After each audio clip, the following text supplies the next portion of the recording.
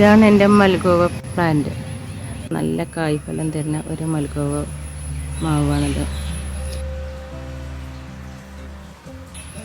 ഇതിൻ്റെ താഴെ ഭാഗത്ത് കൂടെയുള്ള കൊമ്പുകൾ ഈ തെങ്ങുമെന്ന് തേങ്ങ ചാടിയാലും പട്ടയാടുമ്പോഴൊക്കെ മാങ്ങ സീസണിൽ മാങ്ങയും കൊമ്പൊക്കെ ഒടിഞ്ഞു പോകും. അപ്പോൾ സാധാരണ ഇതിൻ്റെ താഴെ ഭാഗത്ത് കൂടെയുള്ള കൊമ്പുകളും നമുക്ക് ഉപദ്രവമുള്ള കൊമ്പുകളൊക്കെ കട്ട് ചെയ്ത് കളയലാണ് സാധാരണ ചെയ്യൽ. ഈ മുറിച്ചു മാറ്റുന്ന കൊമ്പുകൾ കൊണ്ട് ലക്ഷങ്ങൾ സമ്പാദിക്കാം എന്ന് ഞാൻ പറഞ്ഞാൽ നിങ്ങളത് വിശ്വസിക്കുമോ? എന്നാൽ അതാണ് സത്യം. ഈ മാവിൻ്റെ അധികം ഇങ്ങനെ വരുന്ന ഉപദ്രവമുള്ള കൊമ്പുകളും തെങ്ങിൻ്റെ ചോട്ടിലുള്ള കൊമ്പുകളെയും കട്ട് ചെയ്ത് കളയുന്ന കൊമ്പുകൾ നമ്മൾ ലെയർ ചെയ്യുക. അതുപോലെ ലെയർ ചെയ്തെങ്ങാണ്ട് വേര് പിടിപ്പിച്ചിട്ട് അത് നമ്മൾ ഒരു മൽഗോവ പ്ലാന്റാക്കി മാറ്റും. അതിന് ശേഷം അത് നല്ല റേറ്റിന് വിൽക്കാൻ പറ്റും. മൽഗോവ പ്ലാന്റ് ലെയർ ചെയ്യുന്നതാണ്.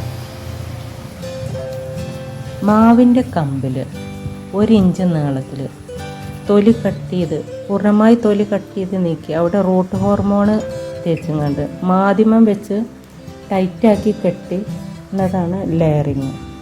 മാധ്യമം എന്ന് പറഞ്ഞാൽ ചകിരിച്ചോറ് കമ്പോസ്റ്റും ചാണകപ്പൊടിയും മിക്സ് ചെയ്തെങ്ങാണ്ട് ചെറിയ തോതിൽ നമ്മൾ പുട്ടുപൊടിയൊക്കെ നനയ്ക്കുന്നത് പോലെ ചെറിയ തോതിൽ നനച്ചിട്ട് ചകിരിയിൽ വെച്ച്, ചകിരി എന്ന് പറയുമ്പോൾ ഒരാഴ്ച വെള്ളത്തിലിട്ട് ആ ചകിരിൻ്റെ കറ കളഞ്ഞതിന് ശേഷം നല്ലോണം തച്ച് പരുവാക്കിയിട്ട് ആ ചകിരിയിൽ വെച്ചിട്ട് ഈ മാധ്യമം ഇട്ട് കെട്ടുക.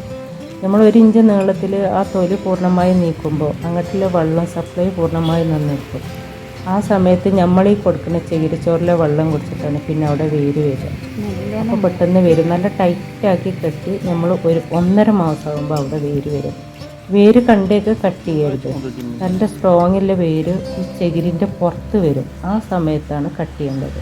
കട്ട് ചെയ്തതിന് ശേഷം കവറിലോ അല്ലെങ്കിൽ കുഴിയിലോ അല്ലെങ്കിൽ ചട്ടിയിലോ വെച്ചിട്ട് മൂടുക.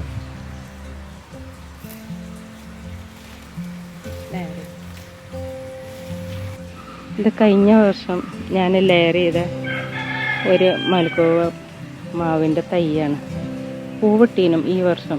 ചെറിയ തൈ ആയതുകൊണ്ട് പൂവ് ഞാൻ കട്ട് ചെയ്ത് കളഞ്ഞു. ഇതുപോലത്തെ തൈകൾ നമുക്ക് ഇഷ്ടം പോലെ ഉണ്ടാക്കാം. നമ്മളെ വീട്ടിൽ നല്ലൊരു മാവ് ഉണ്ടെങ്കിൽ അങ്ങനെ നമുക്ക് ഇഷ്ടം പോലെ തൈകൾ ഉണ്ടാക്കി വിൽക്കാൻ പറ്റും.